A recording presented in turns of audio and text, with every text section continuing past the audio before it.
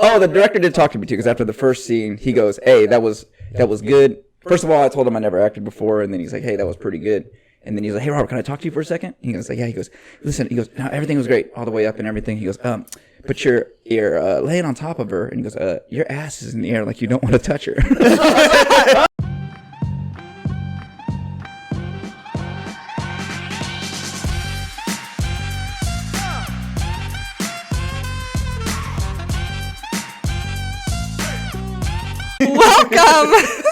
Welcome to the Love and Comedy Podcast, where two stand-up comics talk pursuing love while pursuing a career in stand-up comedy. Twist, your comedian hosts happen to be married. I'm one of your hosts, Aurora Singh. And I'm your other host, Drew Schaefer. And our topic for today, I love that you're laughing at Because Robert just staring like... I'm just looking at Bobby's face, and it's hilarious. Okay, keep going.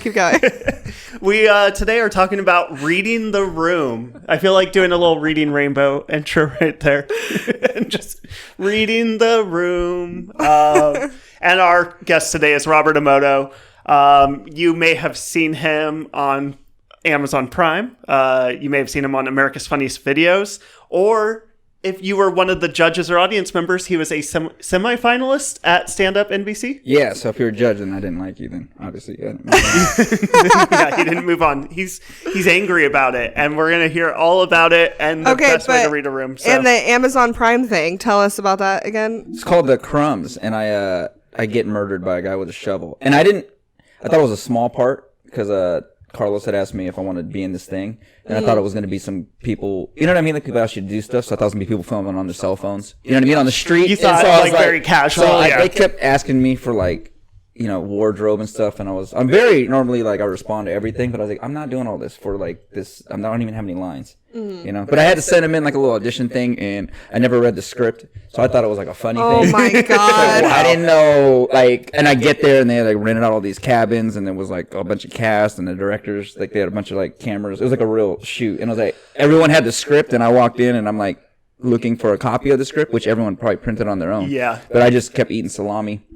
And I didn't know what my role was, because he just said I'm supposed to kind of like make out or kiss this girl, which I had to run by Vanessa. And then she said, okay. And I was like, okay. And then the guy, we get there and he like introduces me to her. And then we go outside and he's like, hey, who's the boyfriend? And then I said, I said, I am. He's like, okay, hey, we need you not be around the scene, because if, if you're here, you know what I mean? People don't really get into it. So, kind of have to have you be there. And then I'm like, I'm in the scene. He goes, oh, are you lover boy? I'm like, yeah, I'm lover boy number one. Because I didn't have a name. You know what I'm saying? I'm just lover boy one. So he's she brought her boyfriend. He didn't want her there. Okay. And then so like he just had us practicing. I've never kissed anyone that much in my life. He had you practice. Yes, when the cameras aren't even rolling in the woods, and I kept thinking this is a setup. Like Vanessa set this whole thing up to see if I would do this shit. I'm getting punked. It paid an odd number too. It was like $67.45. It was not a lot. So it was like I'm like not even. Yeah. No, with that number right there, of course, I would be like, I'm not putting in that much effort. Yeah. First of all, they kept asking for wardrobe because I didn't realize that this was like, it's about like this family that like kills people. They run like this like hotel thing, and then they're like killing people or whatever. And I don't know what time period it was, but they kept asking for my wardrobe, which definitely does not match the time period of this movie. Because I had like torn jeans. Because I thought the last email I got said that they were like going on a date. And so when I got there, the girl was like, you didn't bring like workout clothes? They said we're supposed to be going on a hike. I was like, no, I thought it was like a date. I had like a hoodie like a date, yeah. Yeah, I look like a time traveler in this goddamn movie. Okay, well, what's it called on Amazon Prime? It's called The Crumbs. I've never seen it. The Crumbs? Okay. I've never seen the movie. Go everyone. I still don't know. Like, I know I get killed with a shovel by this big dude. You know what I mean? Yeah. And, the director did talk to me too, because after the first scene, he goes, hey, that was good. First of all, I told him I never acted before, and then he's like, hey, that was pretty good. And then he's like, hey, Robert, can I talk to you for a second? He goes, like, yeah. He goes, listen, he goes, no, everything was great all the way up and everything. He goes, but you're laying on top of her. And he goes, your ass is in the air, like you don't want to touch her. Yeah. You don't want to touch her. Yeah, I know, because I'm just thinking about like what. Yeah. I'm not comfortable doing this thing. Right. So, you know. So everyone go watch The Crumbs. Yeah. Bobby hasn't watched it. I haven't watched it. Yeah. I don't know. I want to do that as a bonus scene. We should let's watch it. Let's watch with it and we'll Robert real quick. Or you know what? If we have time at the end, we'll put a deleted scene and Yes. we'll pull up his part and just watch his part yeah. of it. Hell yeah. Absolutely. Unless we have to pay to watch it, then I will absolutely no. not Yeah, watch yeah. it. I No, don't- there's I don't know no if you have to way. pay. There's no way. I mean, he made $67.45. Yeah. So I feel like that's a free movie. It's probably if I have free. to, I'm not going down to 50. You know what I mean? Right, Like, right. then my If they're pay's like even lower. Yeah, right. No. Also, if you hear us say Bobby or Robert, just it's one person. We just don't know what to call him, and he doesn't know what he wants to be called either. Okay, it's first of all, this room is a fire hazard. Okay, they have all these cords here. I don't know what the setup looks like from like chest up, but it's a goddamn mess. There's cords all over the place.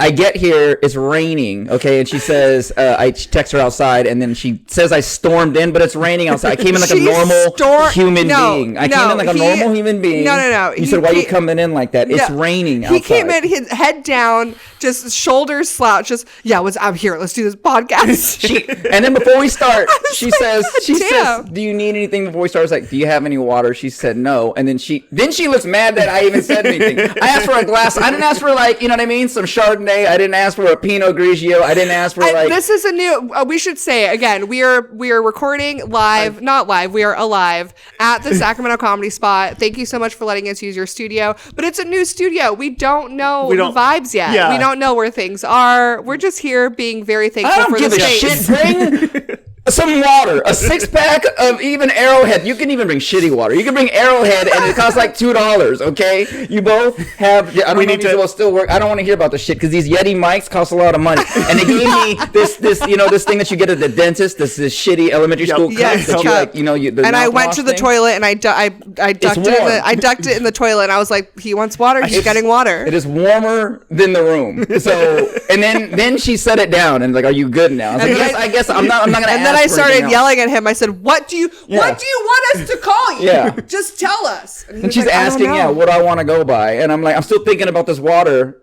You know, I don't know where she got it because I didn't hear anything turn on.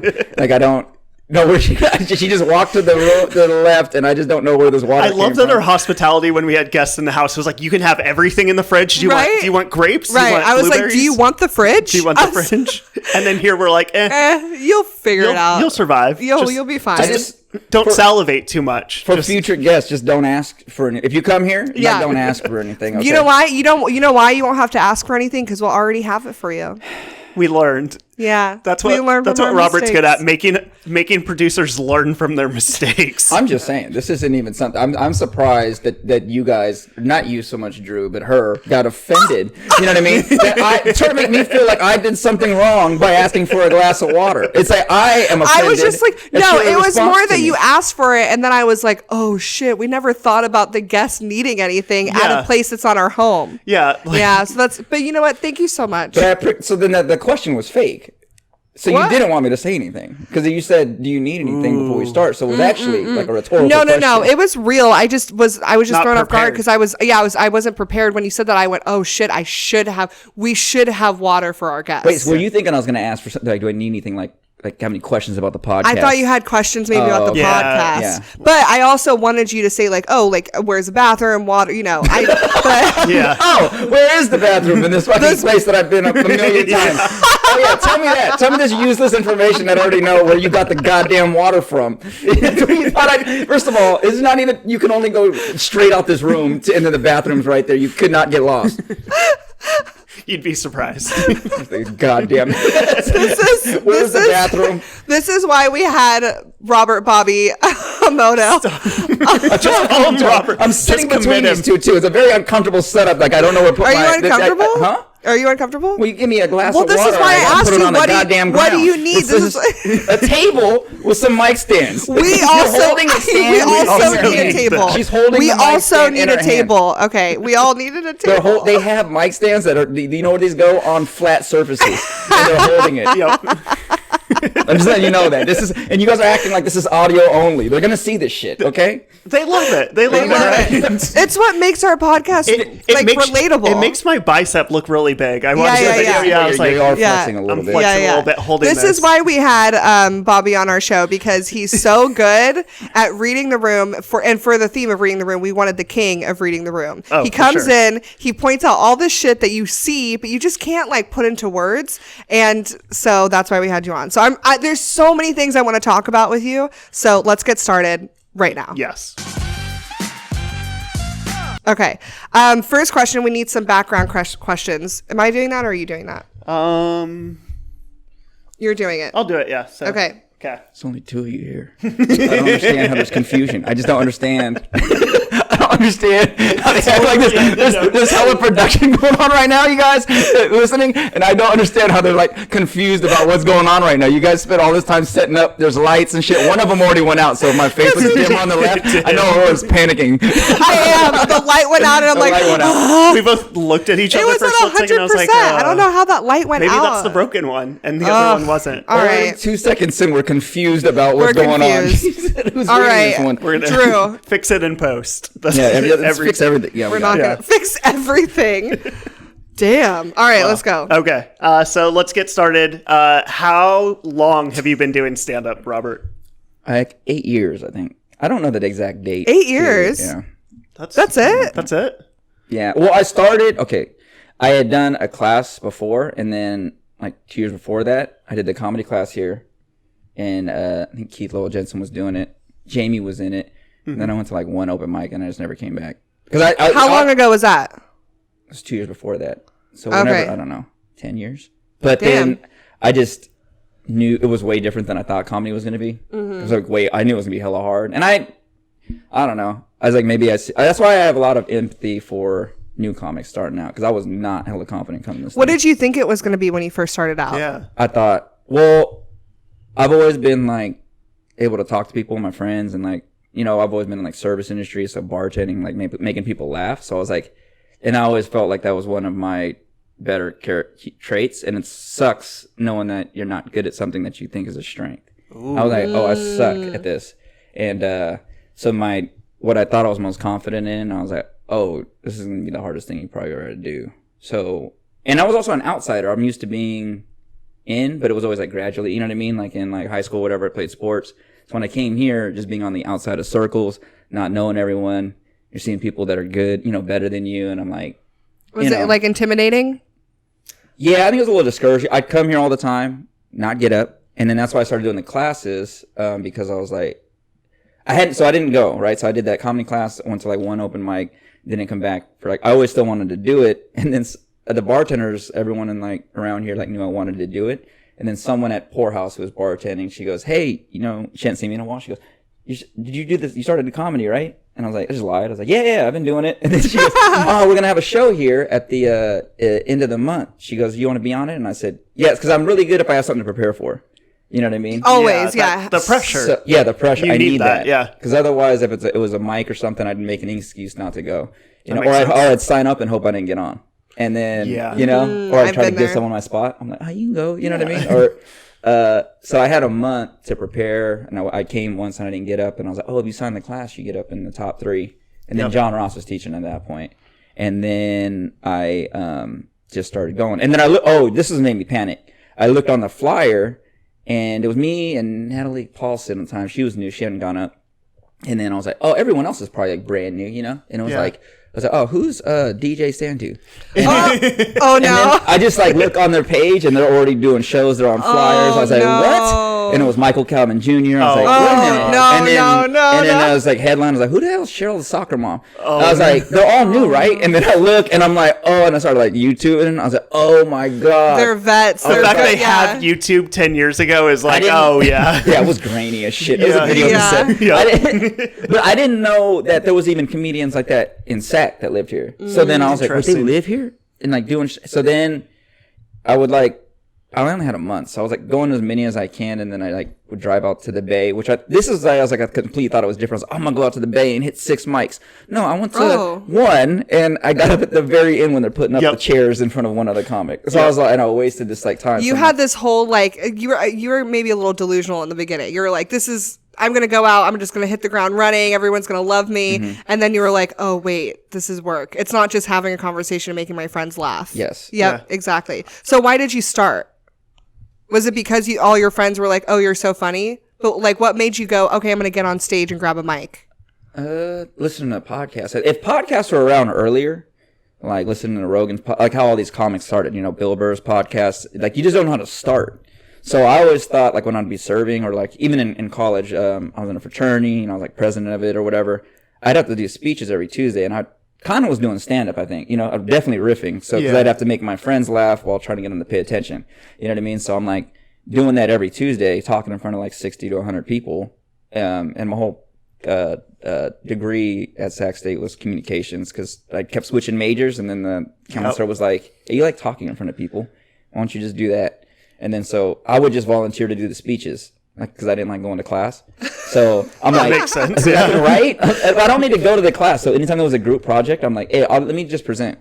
And then I would do that part. Yeah. And people hate presenting. Yes, they hate Oh that my part. God. Yeah. Like you were a savior. Part. You're like, oh yeah, I want to present. They're like, oh yeah, thank you.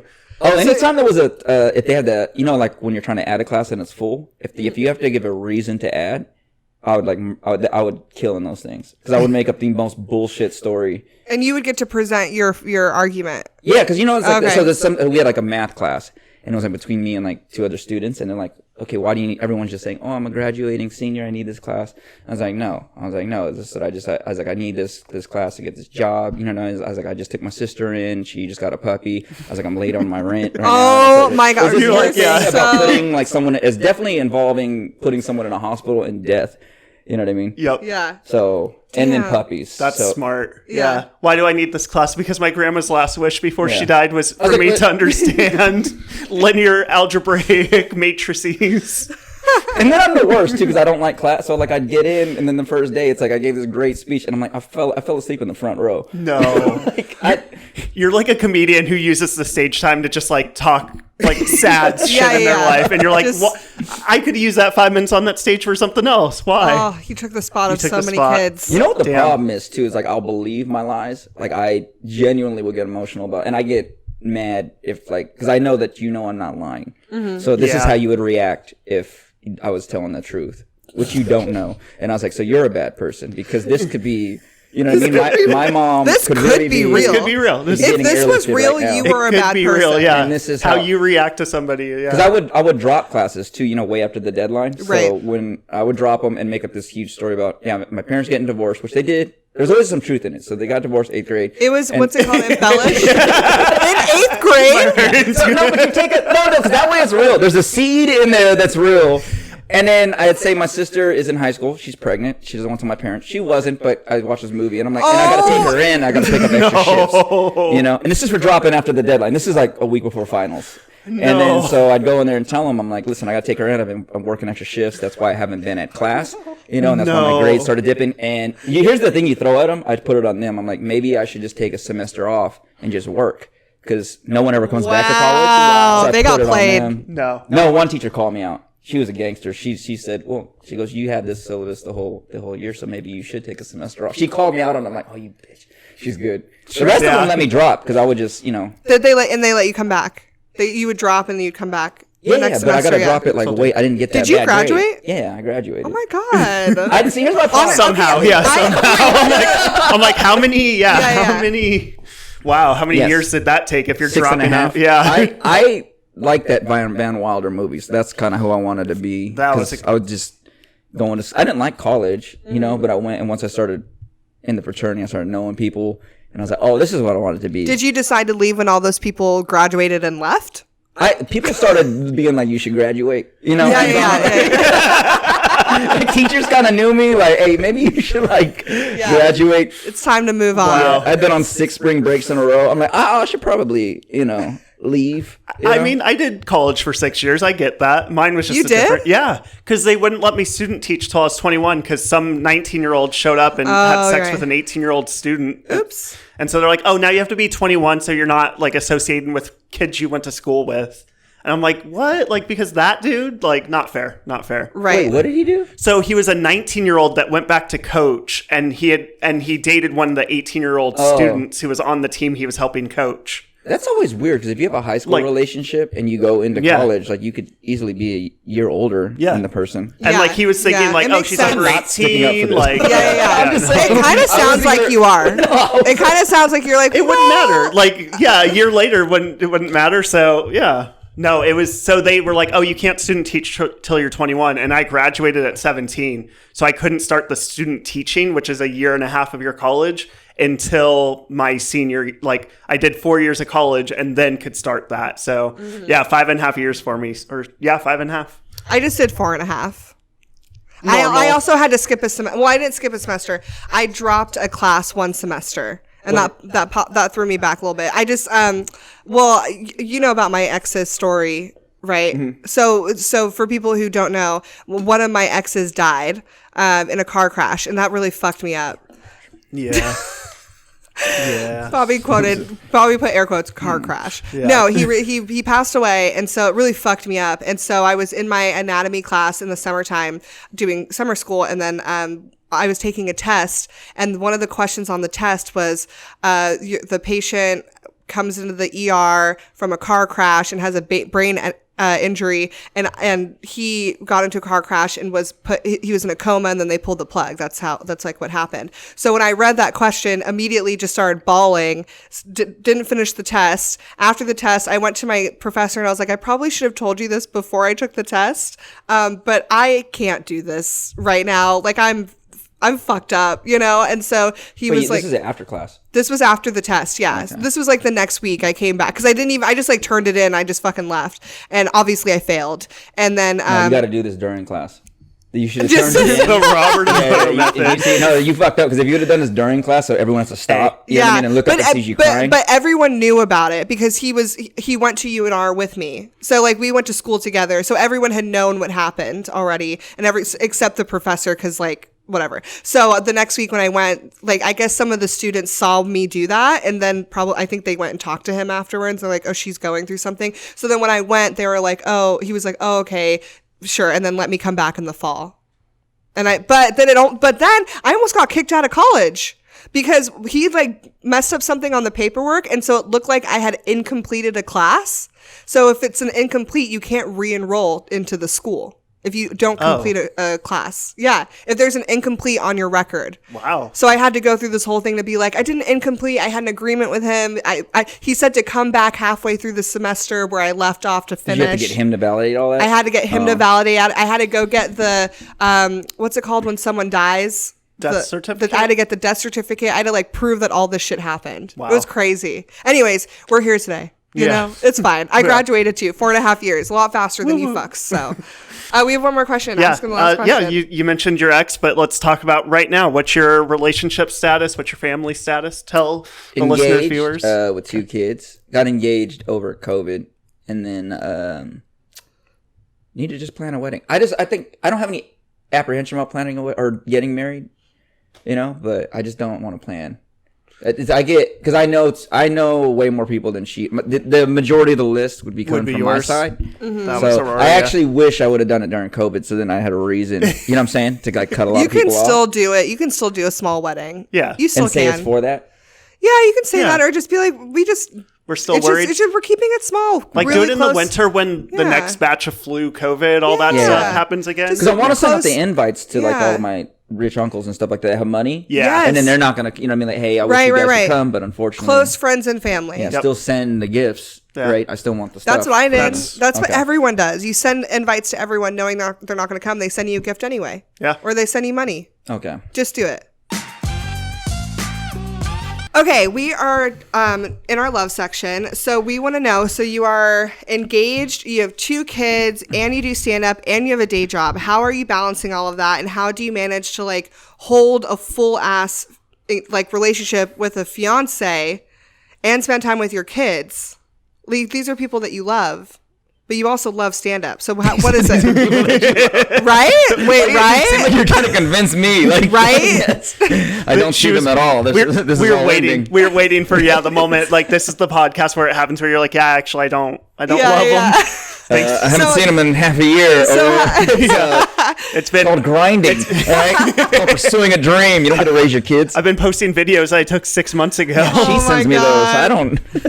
So how do you balance it all? What's your life teleworking like? Helped a ton because that used to be the hardest part because like I never felt like I'm doing enough stand up. So then like I would go to work and then right when I get home I would always, it was more for me like, or Vanessa's very good about me like wanting to do stuff, she's always like, yeah, do as much as you need to do, but I would like leave here downtown, go home just so I could see him for like whatever time it was, if I had to go even to the Bay or whatever. So I drive all the way back out to Roseville and head back out just so I can see him. But now that we're teleworking, it's been a lot better, because I'm spending all this time with them, seeing a bunch of stages that I didn't see when I was having to go to an office at 8 to 5. So, but I have to, anytime I'm excelling in one area, or I feel like it's never balanced. And I feel like that's most people. You know what I mean? If I'm doing good in the whatever, if at my day job or whatever, then I'm like, I'm not doing enough stand up. So then, or something, I feel like it's very hard to keep everything balanced. And if it is balanced, it stays that way for like a short period of time. So I try to be very organized with everything, with my time. Now in the mornings, so it doesn't affect anyone's time. I wake up at 5:30. I go to a boxing class. Oh my God. How do you wake up at 5:30 after doing shows all night? Well, it's hard because you have to force myself to go to sleep. So just don't mess with your phone. You have to like get in bed and just like try to go to sleep. So if I stay up late, if I'm coming back and I get back at 2, I'm not doing it. But I need that for myself, like working out and stuff. That helps my mental. So I work out at 5:30 and then I go to one class, and then after that, then I go to like Noah's Bagel or to the other gym that we go to. Has like a coffee area, and then I'll go like write or do whatever I need to do for stand up for an hour, send emails, do whatever I need to do, and then I start work at 8. You know what I mean? Or I could drop my son off. But those 2 hours right there make you really efficient because I'm not waking up to mess around, because otherwise I'd rather be asleep. So I don't like the morning. So it's like, you know what I mean? I get whatever I need to do done. I'm not messing around on my phone and stuff. So, and those 2 hours don't affect any time, Vanessa's time or the kids' time. That has been like the past like year I've had to do it that way, because I used to just stay up late and then do it that way, but I found it's harder to plan if you're gonna have energy for all that stuff at the end of the day after working, after whatever's going on during the day, and then things get planned. It's hard to stay consistent that way, because sometimes I'd be like, I'm tired now, I don't want to do that. So this I found, and it's like easier to stay consistent, and if I'm messing up or if I'm not doing it, then it's like on me.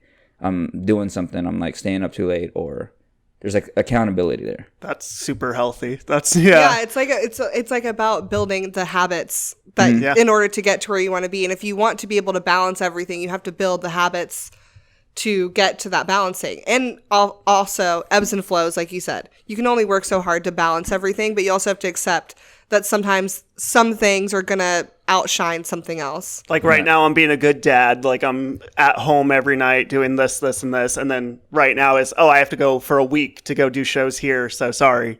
Is that what it is? Kind of? Oh, like in my mirror on my bathroom is like list of like things that I need to like do. Because if they're not in your face, like you're not going to do these things. You know what I mean? Like, so if you don't see them, like, like people who have treadmills in the garage, there's laundry on it. So it's not, they don't see it every day. So it's like, you know what I mean? They start using it as a drying rack. It's like, but these things, I have like goals and things on like on my things that I need to do. And then I also had to put, because I kept feeling like an imbalance, like these are index cards just taped to my mirror. So I see them every day, but it's like the priority of things in my life. So it's like, it is family. You know what I mean? It is a relationship. It's my mental health, and then comedy, and then work. And then that way, anytime I'm making a decision about something or whatever, then I know in my head where it stands on that tier. You know what I mean? Like, so it's like if I make it in that order, then I won't ever feel, because the worst thing I feel about is if I'm doing too much comedy, if I'm like away from the kids, like then they're growing up. So you don't get that time back, you know? Did you come up with this system yourself, like over the years? Like, did you build this practice, or did you like get it from a friend? Did you go to therapy? How did you come up with this? Because this sounds like very, very healthy. Yeah. I think it's a lot of, I listen to a lot of motivational videos and stuff when I'm working out or when I'm driving, instead of just listening to like, you know, a podcast or whatever. But it is that, because I do have, as much as I like get into a room and I see everything wrong with it, I do it to myself. So it's like, I'm never happy with a set. You know what I mean? I'm never off, and I'm like, that was great. I might say, you know, give everyone a high five, but I'm like, no matter how the set went, I'm like, oh, why'd you like, you stuttered right there or whatever. I'm like never happy with it. So it was learning that. I took like leadership courses and stuff in like college and stuff. I had to for fraternity and like all these things. But a lot of it was hearing other people that they had been through it and then experiencing the same thing, whether it is really successful people, and then hearing that like, oh, they didn't realize that they shouldn't have done like sacrifice that time with their family later. Like Krista Stefano put out a really like one that like almost made me cry, where him and Bert Kreischer talking, and he's starting to get all these things, but he's, you know, like tours and like you know, theaters, and that's what he always wanted, but then now he's not able to see his like daughter. He hasn't been to any swim meets. He's like watching her grow up on a phone, and he just didn't realize that he knew there would be a price to pay, but he didn't realize that was it. For what you really want. And so he just set that back. He's like, no, I'm not willing to sacrifice that. I'll just do less, and then whatever that ends up being, then that ends up being, and it still ends up coming. You know what I mean? So I just, in my head, like, you don't need to be in the beginning. I was at everything. So like, I was driving however far I needed to for losing money. So now I'll just be. Everyone does that in the beginning. Yeah, you have to for a while. Yeah, you have to, and I don't think people should be like complaining about that in the beginning or whatever. Like, you need to go because you just need to be on stage. Yeah. But like now I'm better at like saying no to things where I'm like, I don't need to do that. Like that, unless, you know what I mean? Like, I'm like, I cannot do that thing. Yeah, there's shows where it's like, I don't need that connection. I don't need that networking. Right. Like, I already know these people. They know I'm funny. I don't need to prove it. 5-minute set for no money, 2 hours away. Right.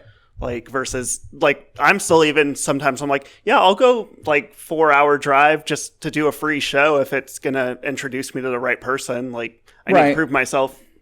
I'll do it. I don't know if I would do that. I'm still there. You guys, you guys are like, no, because like sometimes some people don't know you. They've heard about you. Yeah. They just want to see you do a shorter set to do a longer set. To be fair, I would do that if it was like in LA or something and it was like a big deal. I would 100%. But like if it was like, come out to Modesto, I'd be like, all right, well, you need to pay me. Yeah. It's really interesting. And is your fiance... Also, no hate to Modesto. No, hey, I love Modesto. I literally just posted an anti-Modesto clip. No, I love Modesto. I just we did love a show out there. And hear that 209? I have fans out. I have fans in Modesto that I absolutely love. I have family out there. Yeah. Goddamn more. And yeah, I don't have family out there anymore either. I truly love Modesto. I love Modesto. They never thought COVID existed. That shit was amazing. The whole time they were doing live shows that were like more packed than like normal time. Yep. People are like, we out this house. Like, you just need the fresh water we have. You just need our fresh water and you'll survive COVID. It doesn't matter. That's so funny. Yeah. How does your fiance feel about you doing comedy? Is she supportive? Is she? Yeah, she has to be. I run a tight ship. You know what I mean? So Damn, she as organized as you? I keep her in line. You know what I'm saying? Yeah. Don't interrupt me. And, that's how I run it at my house. Oh, we're going to do this again. We're going to do this again. Robert can see the alpha. Yep. No, she's good. She's very opposite of me in that she doesn't like need like attention. She doesn't want any type of thing like similar to what I'm doing. Yeah, that's what I'm saying. I'm like, you two. I don't like most comedy couples, but you two are working out. You know, it's going to come to an end at some point. You know what I mean? I could tell when she started getting the blazers, like the cheetah blazers. I'm like, this is going to fucking end soon. She knew I was doing stand up when we got together. It was my sister's best friend. That's why I moved so quick. You know, because I got out of a relationship. It was like a couple weeks. She slid in my DMs, whatever she wants to lie about. Damn. And then, so we've never been like single at the same time, and I didn't want to like ruin my sister. She doesn't have a lot of friends, you know, because she's not good with girls. So I didn't want to ruin her relationship or her best friend. So then, whatever, that ended up going quick.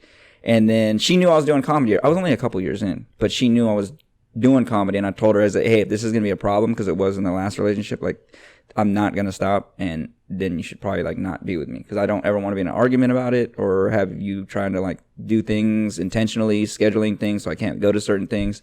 was like, so I'm just being honest with you right now. Was that happening in your last relationship? Oh, wow. When I was trying to start, Okay. she would like, I would say I'm going to go to open mic, which took a really lot of like I'd have to like plan that. I'd have to build up so much. I'm like, I'm going this day, and I'd spend all day rehearsing this stupid thing that's not going to work, and then I'd go and I wouldn't get up. But like, I'd plan it, and she's like, oh, we got to have dinner with my parents. I told them you're coming. And then I saw it happen on a couple things. I'm like, are you doing this? You know what I mean? Like on purpose.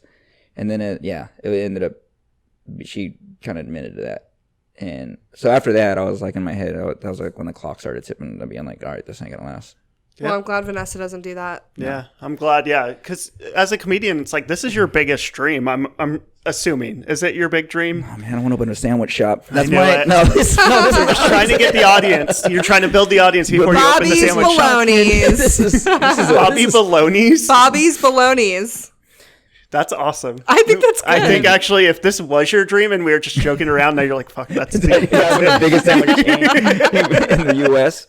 She's very supportive. She's like very like, go do what you need to do, go do as much as you need to do, and so that's I have to kind of like rein myself back sometimes where I'm like, all right, I need to be home. Like because that's the part where I'm like, am I being too selfish with what I'm trying to do? Because this is a selfish thing anyway. Yeah, that you have to do. You know, and you have to be kind of selfish at some points. Otherwise, you're not gonna, you're not gonna go. No one's really pushing you to do things. So it's like whatever you're doing is whatever you're doing.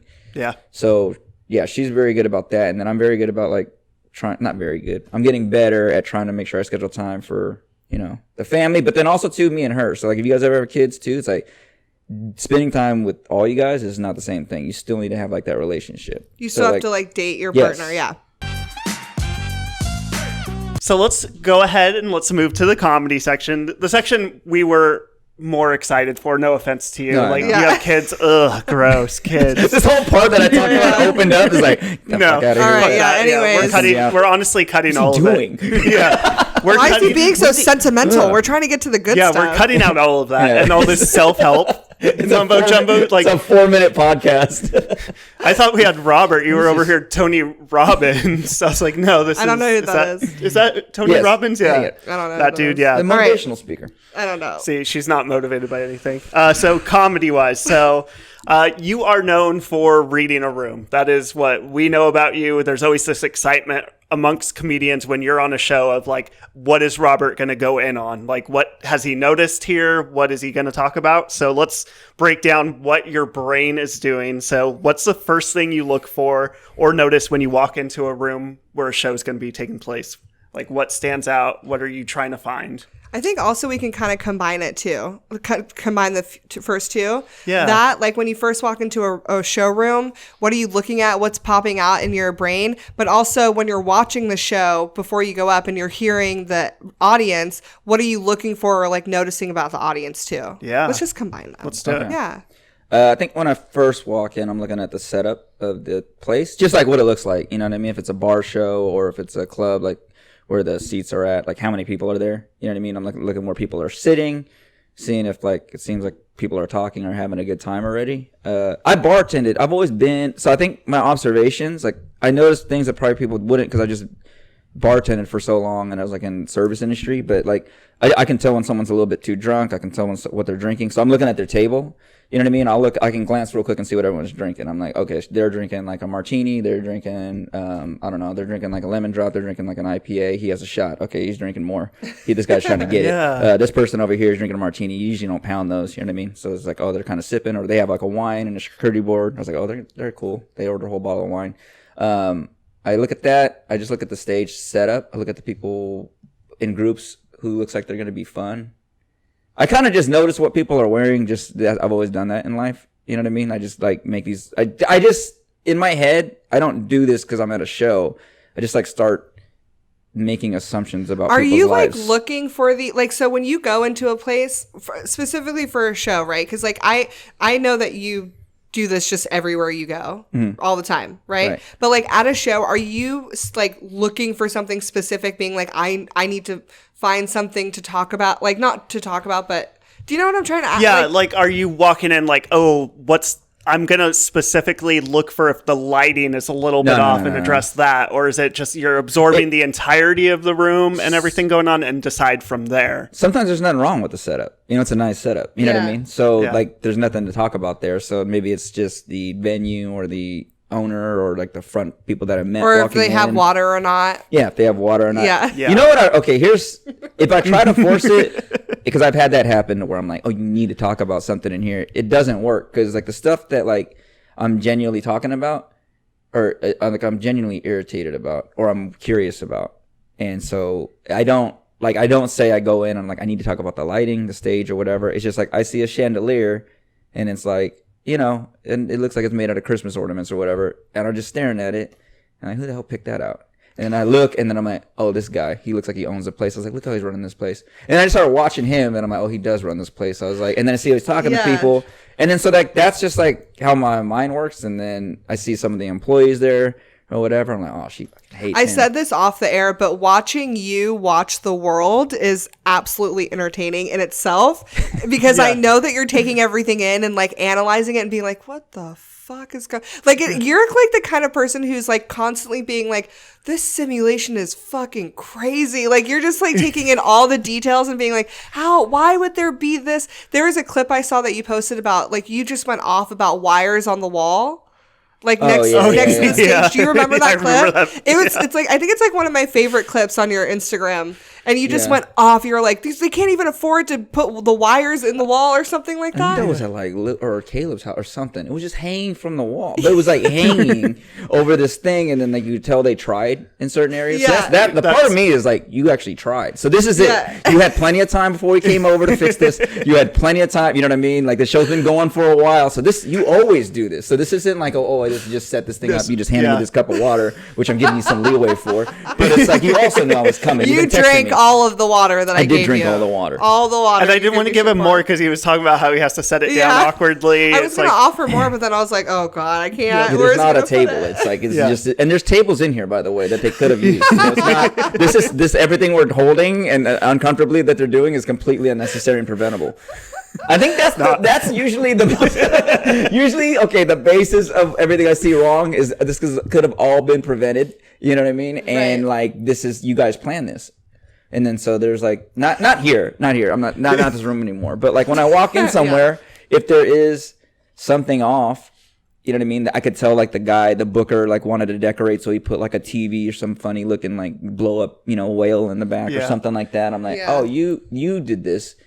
And then this was the choice that you thought about, and you were like, "This is gonna hit. This is it." Yeah, we were even joking before you got here. We were like, "What's Robert gonna say? Is he gonna walk in, see the green screen on the wall, and be like, oh, you guys are gonna record in front of this instead of the cool green screen?" I was thinking that. I was like, "Oh, you could put a background. Anything. You could, you could put your with logo. That shirt, we could be in the front of the beach. You know what I mean? Exactly. Like, we could be on a better podcast where everybody's having fun. You can put anything on a green screen, but we chose brick. I would just love to live in your head for one day.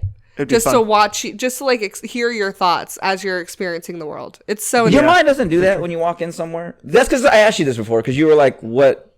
Because I don't think about it. You know what I mean? So like, I do know if I try to force it, it doesn't work. So unless I genuinely feel a certain way about something, I like will talk about it. But I've tried to like force things sometimes, and then it just didn't work for me. That goes into one of our other questions: is the difference between pandering and reading the room.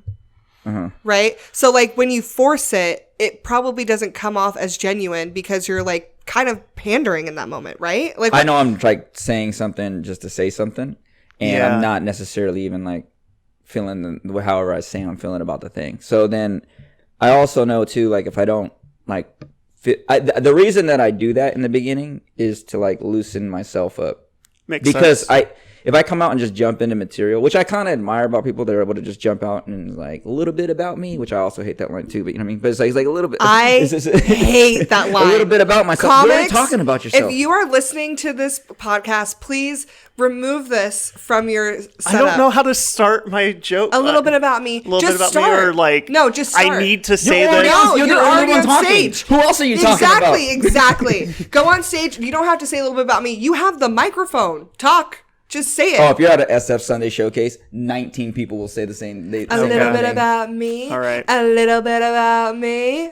You say it? Stop it. He said it last night in his show. Sometimes, because I'll either What's the line after that? It's the Say, I either say I need to start with this, or a little about me. I'm not smiling right now. I just have an overbite. Just start with Just that. say, hey guys, I'm not smiling right now. Just be like, I'm not By the smiling. way, By the way, yeah. Don't even just See, that's I'm not smiling right now. Just start. That feels so like too quick and direct, where they don't even have time to be like, wait, what's he saying? Like, I feel like you need a sentence to warm them up into it. You can just go out there and be like, hey everyone, let's start with this. You've said that wait, before. that's horrible. Whatever you just I say, did. let's start. That's what I do.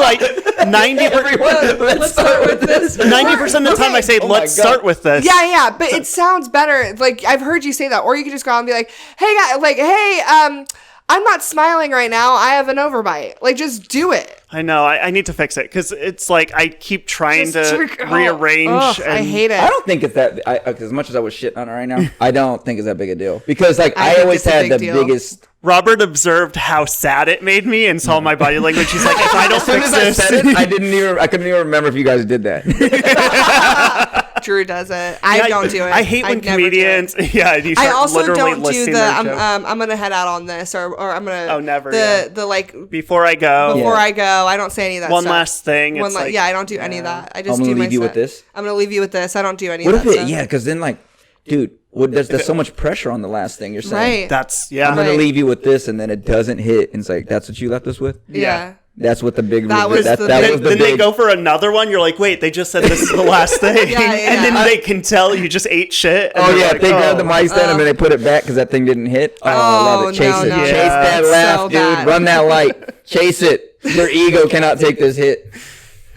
Why do you think it's so important to read the room? And so like for you, like you're good at like obviously talking about the room itself, right? But for comics who don't go up and like read the room in the way that you do, where you go up and you kind of rip the room apart in the best way, like why do you think it's important to like read the energy of the room and the vibe and look at the people and see how they're reacting to other comics? Like why do you think it's so important? Because some of them are thinking the same thing. So it's like, I don't know if like a lot of people, whatever, and I point it out and then they're like, oh yeah, that thing. I've been staring at that thing.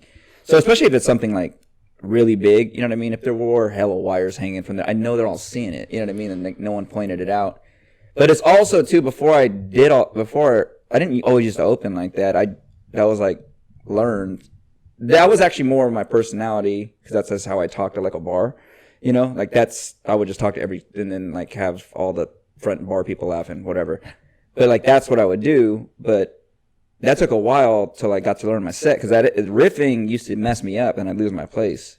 I died my first hosting weekend at last. I like riffed real quick and I got a laugh and I completely forgot my set, and I looked at my notes and then my notes looked like they were in Spanish. Like I didn't even know what the notes meant. I was like, and I looked down and I couldn't like remember where I was at. And I've also buried myself with riffing a lot. Like I've done it a bunch. I've done it a bunch where I just like had like a couple minutes of just like talking about the room, these big laughs, at a pace that my jokes won't get that laugh at, you know? Yep. So it's like pop, pop, pop, pop, pop. And then I would be super monotone. Ellis and Diego wrote a show one time. I buried myself. I like went off on the room. And then all of a sudden when I went into my material, it seemed like someone changed the radio station. Yep. It was like... Was it the passion was out of it? Like it went from the emotion, and it was like the rehearsed, and they could tell like, what the hell? Like it was... Ellis was like, that was crazy. He goes, I've never seen... He goes, he goes, it seemed like someone literally changed a radio station. He goes, you couldn't follow yourself. Yeah.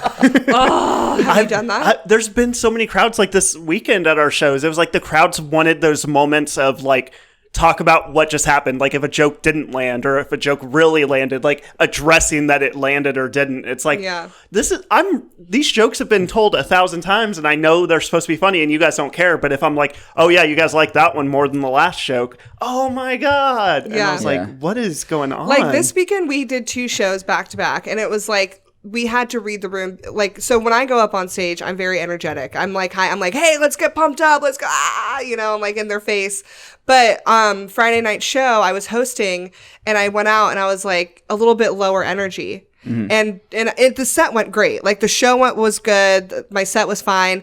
But I talked to Drew about it and I was like, yeah, I felt like, was I not doing enough? But I did that as a conscious decision to be like, this room is not the kind of room that needs to be like lifted, like in your face. It just wasn't that kind of room. And that was me reading the room and being like, if I go, I feel like in that moment, if I went out there and I was in their face, it would have been like everyone chilling at a kickback. You remember those? Yeah, the drunk person comes in. Yeah, the drunk person comes in with like speakers and they're like, let's fucking take shots. Like, and I'm just like going crazy and everyone's like, whoa, we're having a good time chilling, you know? Yeah.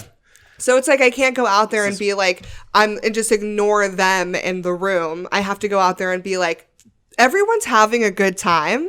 And it's not my place to come out and be like, fucking let's go. It's Friday night. You know, like it's just too much. It is. Right? All those venues are like wineries are different than clubs, bar shows. So it's like, it is knowing the environment you're at, what you can get away with. You know what I mean? How I can talk. Like, I'm obviously not I can go like crazy in a bar, right? I can say whatever, that should fly. Yeah. At a winery, I'm going to be more like chilled back. You know what I mean? Especially if there's like older people in the audience, then I know what things might, like, I can lose them on. Mm-hmm. You know what I mean? So it's like, I know what areas, but that's all through like doing shows and like losing them at that spot. So it's like those things are all learned, and I guess you can't like, you can read the room, and I would get better. I would always try to like adjust the set when I got in there, because it's like you can have a set. I'm doing this set tonight, but also too, I'll get in there. I'm like, hear what people are doing. I'm like, I'm gonna do this set. You know, adjust it to like what will do better in the room. You know, because if you can't, like, some things aren't going to work in the same shows, same jokes at a all black show is not going to work at a older, you know what I mean, like a retirement home. Right. So you need, and the people who don't adjust, the just bomb every time or have those types of sets. But it would be in those different rooms, you just eat it.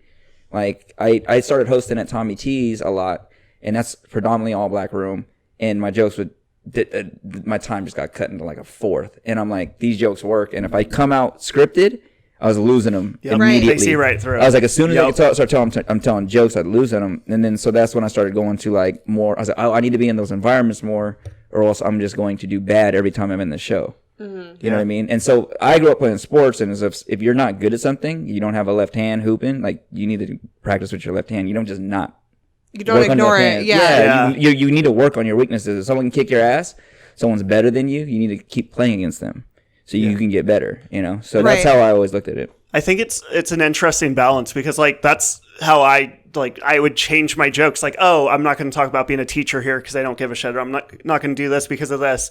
But there's like such a fine line between that and what you see some comics do, where they're like, oh, it's all black. I'm going to like talk about liking hip hop and like that is pandering. That's pandering. That's pandering. Where you're that's like pandering. Like if you're not actually like you say shit, you're like, oh, this is like the most like everybody here has guns, so I'm going to talk about how much I love Trump, and you're not a Trump you're still fan. talking about the black, and I was like, Jesus. Yeah, I was like, oh my God, Drew. Like that's where the line is. Like. And then clap right here. I remember early on in comedy, like I would change and adjust. Like, oh, it's older people. I'm going to do these jokes. They're not going to understand my like Jonas Brothers reference. But there were comedians that were like, no, what you do is you go out there and you make them come to you and your sense of humor. And I'm like, there's got to be like there's a medium between that. Yeah, meet them somewhere. I think that young comics and people who are fans of comedy need to understand the difference between pandering and also the complete opposite side, which is what you heard. You need to make them come to you. Yeah, be yourself 100%. Don't change based on the crowd. There's a balance that you need to find between those two things. And it's like you need to go out there and be like, okay, address the room, read the room, what's right for this situation. But then also, I know what I do, and I have a brand, and I'm going to be true to who I am through observing and reading the room. Yeah. There's there's an art, and the only way you can do it is like what you were saying, is going to these clubs or these shows that make you feel uncomfortable and learning to navigate through these uncomfortable situations, because then you can figure out how to, you know, I don't know, read the room in your voice, if that makes sense. Yeah. Yeah. That makes sense. Yeah. Yeah, because there's certain things you want to do. Like, I'm like, I want to do these jokes. I'm doing these regardless, you know, of like whatever. But then there's certain things I'm like, oh, I don't always get to say these things. These ones, like, I think these ones kind of suck, but they'll do better right now. You know what I mean? Like, in this crowd. And then so there's that. But the pandering, I don't like. When you're and I see it like more, I guess, now recently, where people are saying things and they're getting like agreeable claps. You know, the clapter. Oh, yeah. Like, Yep. You know, and I hate that, because I was like, that's not an applause break. You just said something. You know, you're trying to get people on your side. Yeah. Like what? Like, can you give an example? Not like give it up for the truth, but I'm just saying, if you say like, because if I'm pandering to like women, and I'm like, you know, women. Shit, I don't even know what to say. But you can be like, I'm a feminist, and they're like, women are smarter than men. Am I right, ladies? Like, and it's like, my joke's not even like really, you know what I mean? Like about, you know, You're like, you know what I don't, you know what I don't know? I don't know if I love, and I've been noticing more comics do this, and it's just a pet peeve of mine, is when before they say a joke, and I'm not talking like headliner, like if you're like a Netflix special, like whatever, you have your fans, you do you. I'm talking about like where we're grinding it up, is when comics go on stage and they go, before they say a joke, they go, you guys support women? Do we support women in here? Yeah. And then people are like, yeah. And they're like, okay, and then they go into their joke. In my mind, I'm like, just do the fucking joke. You don't need, the question Why doesn't did you change need to ask? Yeah, you were going to do the joke regardless on if they agreed with you or not. So just confidently do the joke. Yeah, if they're asking like, to me, that's pandering. Questions. Yeah. It's like, you didn't need to ask it, you know? Yeah. Like, if you say with like, no point to it. Yeah, who's married in here? And then some guy says, yeah, cool. And then you just go in your, like, you could have just not done that. Do the joke. You asked that guy how long, you just kind of wasted 10 seconds now. And there was something funny there, and now they just see that you're not quick. Yeah. You really just exposed that you're not good at crowd work by asking that question and then not addressing it. Exactly. Oh my God. I don't know. It's just a pet peeve of mine. The other question we had was, do you have any like wild rooms that you've done where you had to like really just read the room, and by read the room, I mean rip it apart? Like, is there anything you can think of, like like you're like, oh my God, I did this one show, and if I didn't talk about the old man up front who was flirting with somebody the whole time or something weird. There was one in, damn it, what was it? Like, it's somewhere near Modesto. Taylor and them were there, but like it was like a biker bar, and like they were rowdy as shit. But there was just so much shit on the wall. There was like so much, like, no one addressed that, like, that we're in a biker bar. This is not like probably the right place for comedy. So that was most of my set of, I think I was closing it out, but it was like, no, I was me, and then and another girl had to go after me. But I felt bad because I had done so much of that. That's all they wanted. So it was like, I was like off the stage. Like they had a deer that sung, you know what I mean? Like the salmon, you know, the big bass, whatever. I was playing that. I pushed that. That's awesome. So then that thing started singing. Then I was like walking around talking to people. As I was mimicking, trying to show them how I think you start a motorcycle. So they were all laughing because I didn't, you know what I mean? I was like, you click, you kick the thing like this, and you like, you know, you whatever. And then the guy's like, they don't have those anymore. I was like, where's it? I was like, is the kickstand on the same side? Because I was on the stool. So I was doing that for like a long time, like showing how I would ride a motorcycle. And the guy's like, there's a button to start on the top. And I'm like, what? It's a push to start. Yeah, I like, didn't know. But I would, in my head, there's like these 80s movies, you know? So I was doing all that. And then like just talking about every single person that went up, the whole bar, like what I thought the town did, what I thought everyone in there did for a living too.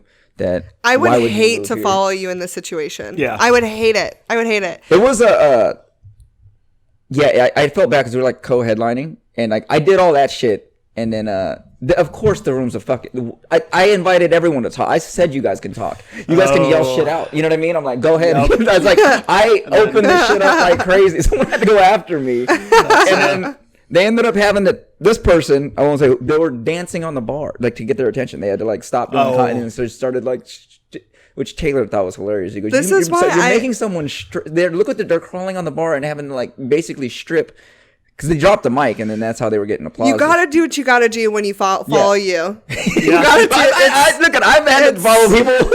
I love the other, like a week ago, we did a show together, and you're like, "Damn, I have to follow you guys," and it's like, dude, this is what you do to people all the time. Yeah. Like, how does it feel? Asshole? Yeah. All three of us did a show, and he was stressed about following us. Yeah. No, because you got stressed one time when we had to go after me, and I'm like, I have to follow you guys all the time. Like that's just not like, you know what I mean? And you guys are doing these like just airtight fucking 15s. And I wanted to try something new, but fuck, now I gotta read the room. Like that's some of it's out of like. Oh my god, that's so nice that you said airtight. Like half of that set was brand new. I really appreciate that. I wasn't talking about that set. But wow! I could tell. Damn. Jesus Christ. It's like, when's she gonna get to the hitter? Yeah, you can drop this mic. It's cheap. Yeah. It won't break. No, but that's I've had to, dude. I like right when I was gonna go up, you know what I mean? Then Lance pops in, or JR popped in, or Winfield pops in, and they're trying to sell tickets for the other show, so they're trying to kill. You know what I mean? One of those things, you know? And they like murder. This was like early on, and I'm like, what the fuck? You know what I mean? Or Insane Wayne.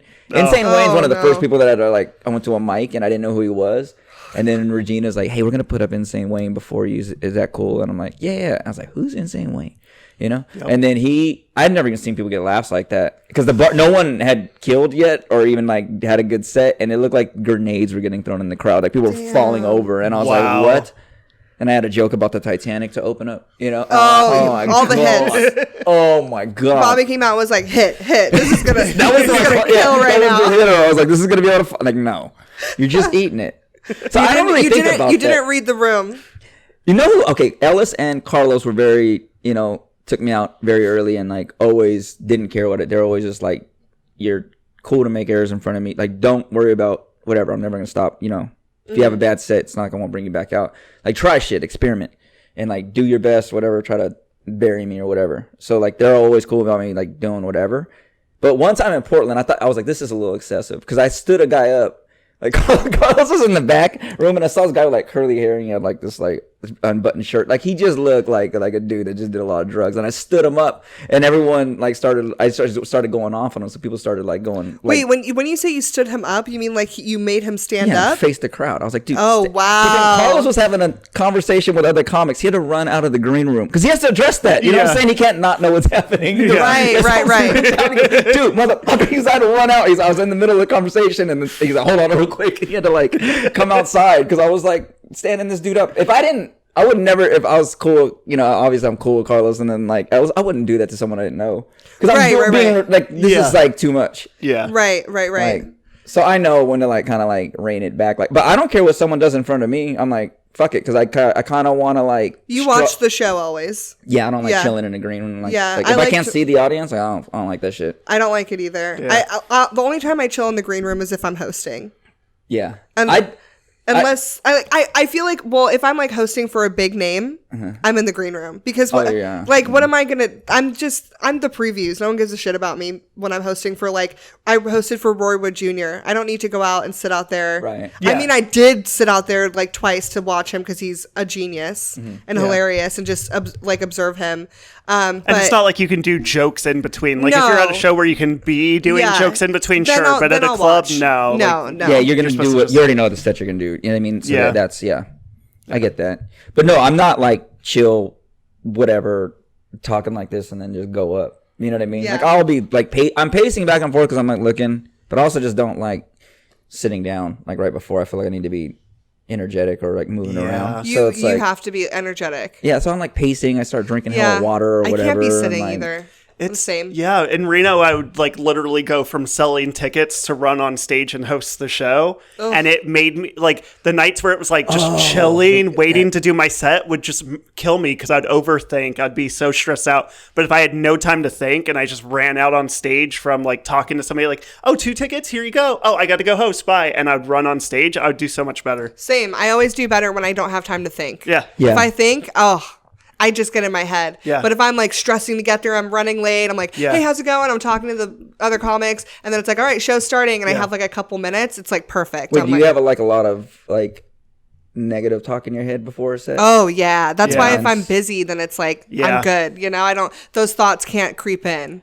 Last year I did Big Pine Comedy Festival and I screwed myself because I had so much time to think before my set. And so I went out and like, I did okay, but I just was in my head and I was like, I don't belong here. I had imposter syndrome and I shouldn't have had any of that stuff because I was just as good, if not better than some of those comics. But like who? Yeah, I'll start saying specific names. Drama. No, but you gotta know that you're better than some comics. I mean, it just is what it is. But like, Yeah. I just I don't think that way. I think everyone's equal. But okay, I see how you're. I mean, Jesus. Well, I Christ. have that. I gotta I be mean, confident. just, but it's like I don't know.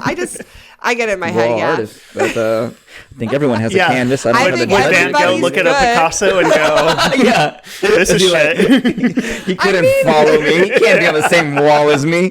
How are we in the Honestly, same when Bobby museum was right like- now? Honestly, when This Bob- is an insult to my art that Picasso would also be in this gallery. All right, we're gonna do our last section. It's called Pocketed Punchlines. I've been saying the wrong name. It's Pocketed Punchlines. Every comic has a thing in their phone or their old notes where they just put a premise or a joke years ago, months ago, and they forget about it. So we want you to dig deep and see if there's anything in your notes on your phone that you want to come up with, like bring out. Tell us like if you can finish the joke or what you were thinking of, and then maybe we can help you finish writing it with a little taggy tags. You got it? Yeah, this is just something I've been wanting to say because I've been. Oh, God. But it's like The way you started that? trying to hit pause on the podcast. Here's how I feel about Oh my trans God. in I was sports. like, I just oh. need to Kanye say had Okay. some good points. No, it's just listen. No, because I was doing some research. Okay, and Ice Cube was one of my favorite rappers, and I was like looking into him, and I saw that at one point he was going to invest in like a potato chip company, and ended up not making a bunch of money off it, but it was going to be called Frito-Lay's. Oh, And that's I already the, know. I can already see Aurora editing this clip and just Drew disappointed. Just zoom in on my face and just the little both of us- italicized. I think just- both of us were just like, is that it? Was That's that it. the... Oh, I feel so much. That's been in my head all I think day. we That's both been in my wanted- head for weeks. I've been wanting to like open with that. Oh my goodness. I think we both were expecting was- more. We no, were no, like, no. and? And? Yes, and? Yeah. First of all, I don't Yes, have and- any short. You said 1 to 3 lines. I was like, all No, my no, stuff no, is not it's like so short good. like that. So I don't have any. Yeah, Okay, long bits. do you have, well, first off, Frito-Lay's? It sounds great. I would buy it. I only listen to country. But I think First of all, the joke is so outdated. But why- It's like, That's why I'm like, I don't know the song why you're would referencing. he not That was- go in on a ice tray, company or like an ice making machine? Yeah, ice. Oh, that's true. Ice should be in it. Yeah. Why is he? Yeah. Ice- This one ice was This trays makes the by best ice, ice cubes, like me, and then he's birthed out of the ice trays cube tray. by Ice-T. I don't think I ever wrote this down. This is just something that's in my head. This is like Oh, it's the just other- you're walking Oh, around okay, like, okay. how the fuck? Okay, what you have voices in your head? Is it you talking? Yes. Is it Yeah. Yes. Okay. I don't know who it versions is. of me. It's You versions don't know of me. who it I is? feel like there's like 3 people in my head, and there's like one guy who's always very like, you don't let Different- him talk to you like that. Different voices? Well, it's like a dude sitting there, like almost like watching a movie. This is like what I picture in my head. It's like he's like watching a movie thing, like watching my life, and then like when something happens, you know what I mean? Like if someone like heckles me or something like that, or in life, he stands like, you don't let him talk to you like that. Like he gets, he's the one who like gets Can upset you in my do head. the different voices for us? No, I don't think he has like a voice. Like, that's what I'm wondering. Like it's not me. I think it's like a version of like my cousin who always talks shit to me, and then like that we fuck with it, and then like just other people, and it's like it's like a silhouette. The dude doesn't have like a face. Oh my goodness. He's just This is sitting like- there, but he's like watching, and he's like everything is very defensive, and everything is very like, you know what I mean? I don't know if I premeditated. want to be in your head anymore. I take it I back. got I'm I got scared. We watched It sounds You. like there's Yeah. too many. Yeah, we watched no, You on there's too Netflix. many men in your head, and I get nervous like The other around ones are that very many men. positive. The other ones are telling him like, "Hey, chill out, man. They're not even thinking like that." Okay. You know what I mean? They're Yeah, like, no yeah. one's even fucking thinking like Yeah. that. Why would you? This is you're in normal. line at a grocery store. Why would anyone be thinking about you? You know what I'm saying? Like he's not thinking about your cart. Like he's staring at your food. You know what I'm saying? It's like, yeah, dude, I got a bottle of wine, but I have a fiance at home. It's not just me getting this and some carrots. Yeah. You know what I'm saying? Like I don't even explain this to you, by the way, too. You're staring at my shit. He's not probably thinking that, but I'm thinking like I need to explain this shit to you. I feel like that's an unfair advantage. That's why you walk into a room, you can address everything because there's 4 different people observing and giving you different like feedback. You have like a war room going on in your head. There's a like, guy. Yes, he's going, Oh, what that the makes fuck sense. is this? And Who put that one in there? I've heard the voice when you get upset on stage at something. You're like, no, you guys are not laughing at this. Screw you guys. That's on He's you. got the will. That's, Yeah. he's got the wheel. Yeah. That dude's got the will Damn. at that point. I've heard it. Also, this is something totally random. I just realized I have been calling you Bobby the entire episode, Mm-hmm. but I realized I don't think I ever have called you Bobby. I've never until heard today. you. I know. Yeah. I like that. I was think like, it we're getting was- like We're on show our- business. Yeah, No, I think Robert's gonna text us when he gets here. I'm like, yeah, and Yeah. as soon as he sits down, you're like, Bobby, what's up, Bobby? What is wrong with me? I swear I could have sworn it was Bobby, but now I'm like, oh, I think I've always called you Robert. Well, he also did say that, his close people who I have known think him a long time. subconsciously that I and was as soon like, as I'm you're close. I'm going to manipulate you into thinking. I know you guys for years. You can call me that. Yeah, I don't think anything when someone calls me Bobby. Like, I don't think,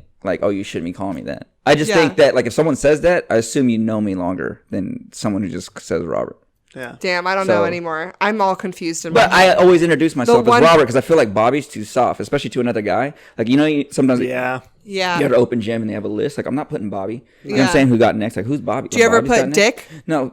It's Richard. Oh, is that Richard? Yeah, it's like, Bob? Jesus. yeah. So- Bob is the name. Yeah. And then they're like, Yeah, 6-year-old that's man, not- he's that's going not to. the- Oh, nickname at all. Rob? Rob is Rob or Bob or Bobby? Robbie Yeah, or Bobby Or Robbie? or Bob. Yeah. How do you get Dick from Richard? Has anyone ever figured that out? I don't know. Everybody in the 90s joked Yeah. about it. You're like bringing up like Seinfeld jokes. Like, what's Honey, the deal with people named Richard going what's by the Dick? deal? That's definitely like a 70. That's been on Carson. Yeah. Or something like that was like bleeped out. It was groundbreaking at that point. I mean, it's like Ted from Theodore. It's like, that's not. I can see that. I don't Yeah, know. I can see that. Ted from Theodore? Yeah. I can see the jump. But where's the TH sound? I can see where we got there, how we Thed. got there. I could see Thed. All right. Well, do you have any jokes from back way when? No, I can't think of anything. But listen, Okay. going back to your thing when you said the Big Pine Festival, I've had that imposter syndrome. And I was at the San Luis Obispo Comedy Festival, and Carlos was right here too. But so the first, this was like a year and a half in or some shit. So it's like I definitely didn't think I should be there because I was like, I kept asking everyone how long they've been doing it, and I'm like, what? I was like, oh, I shouldn't be on the show because they all had credits and shit. Yeah. So then we're in this like packed bar show out there, and then like all the shows are sold out, and then like there's not room for me to pay, so I'm like chilling like in this short like little area to chill, and then you just have there to chill and you walk on to the stage of the bar. Yeah, that's how it was at Big Pine. You just chill in the back for like a long time. So then Dave Burleigh was hosting, who had just been on The View and like YouTube. Like he is like one of the best impressionists, and Carlos was like, oh, this would be great. He's like, because Carlos had just hosted the show before, and he's like, oh, this would be great. He's going to open it up good because he does impressions. And he hadn't done any yet, but he was already killing because he's like, my he had went to God. college out there, so he's murdering. And I'm like, oh, cool. I was like, he must know I'm new, so he's taking it easy. You know what I mean? I was like, oh, that's nice. And then, so then he starts doing the impressions, and it's like nonstop applause breaks. Like I didn't even know like it was nonstop. It was just because they're like Matthew McConaughey talking to Owen Wilson to Charlie Sheen to like murdering, like just nonstop. Wow. They didn't stop clapping. And then during this, I'm like, oh my God, I shouldn't be here. Like I was like, if I leave right now, then Carlos, they'll just, I was like, where's Robert? Oh, Carlos is here. He'll just go up. It'll be a better show. So I was gonna walk out the door. I was like, I'll just leave, and then they'll be like, oh, I was like, oh, I didn't know I was supposed to go up or some shit. And then so right when I'm about to leave, I'm thinking that in my head, you know what I mean? Like Nick Thune comes in, who right behind me, who's filmed Netflix, and then like, hey, Nick's gonna go right after you. And then so I'm hearing the applause, and I'm seeing the dude's got Netflix, and that then is terrifying. Carlos saw the look on my face, and he knew what it was because he had felt Yeah. that before, and he goes, hey, dude. Because I was staring at the thing, like, I thought I should do impressions. In my head, I was like, oh, they like impressions. I'm going to try to do impressions. No, pander, don't pander, don't pander. I was like, hey, I don't even know how to do any impressions. I was thinking that. I was having all these thoughts, and Carlos just looks at me. He goes, dude, you're funny. You're going to be fine. And that was just what I needed to hear at that point, which was weird. And then the set ended up going cool. But, like, I swear I was having all those same thoughts. Yeah. It's Well so been there. common. And now what I do is I do some practices in my head, and I just go, you know what, Aurora, just go out there and do your shit, because if people are gonna hate you after the set, and people are gonna love you after the set, no matter what. There's no way everyone's gonna love you. There's no way everyone's gonna hate you. So you might as well let them love and hate the real you. So just go up there and do your shit and do what you know you can control, which is what you say and how you say it, and that's it. And You're not going to change whatever set you had planned. You're not going to change it right then. right there, yeah. Because you'll have all these crazy like thoughts. Like I should studying- do something new. I should try that new bit. Like open with like, Yeah. like, Yeah. what? That's an insane. It's like trying to cram study right before you take the test. It's like, you know what you know at this point. Go in Yeah. and take the test. Yep. Do it. It's done. It's Yep. at that time. You know- and I also listen because I did daycare a lot. I used to work in daycare a lot. I didn't just do daycare. I wasn't just like there to hang out. I was getting paid. But I had to be taken care of. we would watch a lot of Paw Patrol, and so sometimes before I go on stage, I just go, do your best and forget the rest, because that's what they say in Paw Patrol.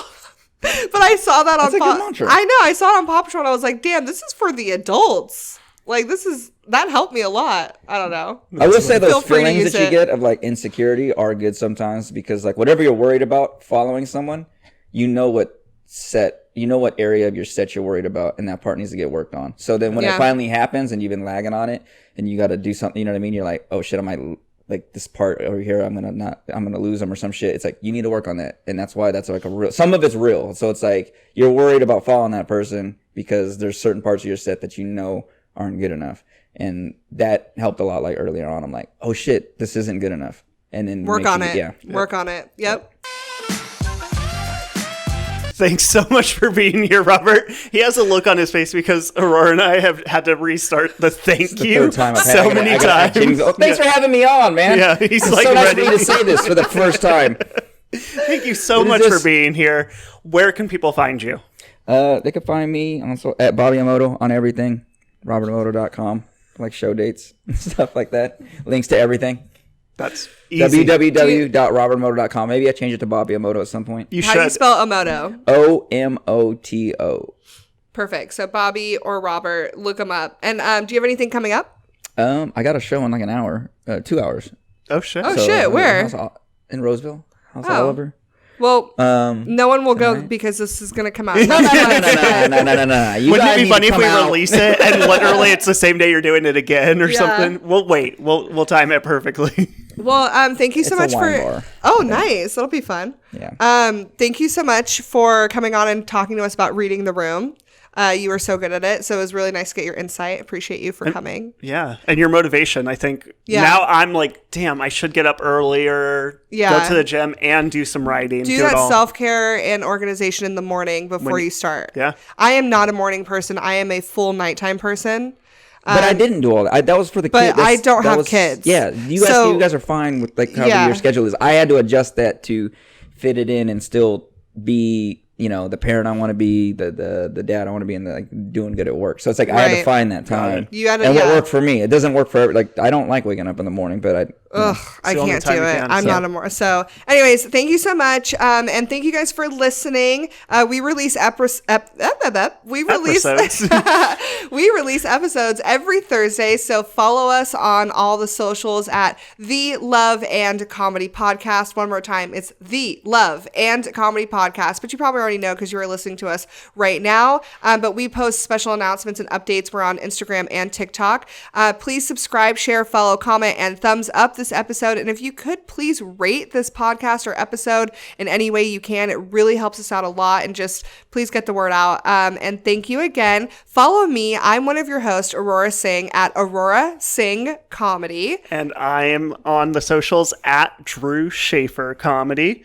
And we want to hear from you. We say it every episode, but we mean it. We want your questions. We are still getting through so many questions, and we want more. We want them all. We want to be able to ask our guests these questions that you are curious about in comedy or relationships or both. So please make sure you send those questions to us. I like how you guys said check out the podcast like while they're on the pod. Like in case somebody walks into a room and it's playing on a radio, like we're just on the radio. Like, what are you listening to? Yeah. I guess it's more just like follow us on the socials. Yeah, if you're listening, because then you deleted scenes. Yeah. We're gonna start a Patreon soon. We might as well tell them we're gonna start a Patreon. We already have a ton of deleted scenes, and we're gonna start recording our podcast live. Yeah, in the near future. So you're gonna want to hear these updates. So Robert Bobby Omoto. Check out the podcast. Check this out on iTunes, which you're already listening to. God damn it! This is. Hey, go to iTunes and hit subscribe or listen. Google said to do this. I'm just doing what Google said. Google said, make sure you tell them to like, comment, and subscribe. Yeah. Share this thing. Like it. Subscribe. Do share Send in your questions. Yeah. Follow these two. They're hilarious. You know. Thank you. He said it, not us, so it means more. Yeah. You guys told me you texted me to say that at the end. Stop it. All right. Good night, everyone. Good night. They're listening at 5 a.m. What time you release it? That's it. We're done. Bye. Hello. Goodbye.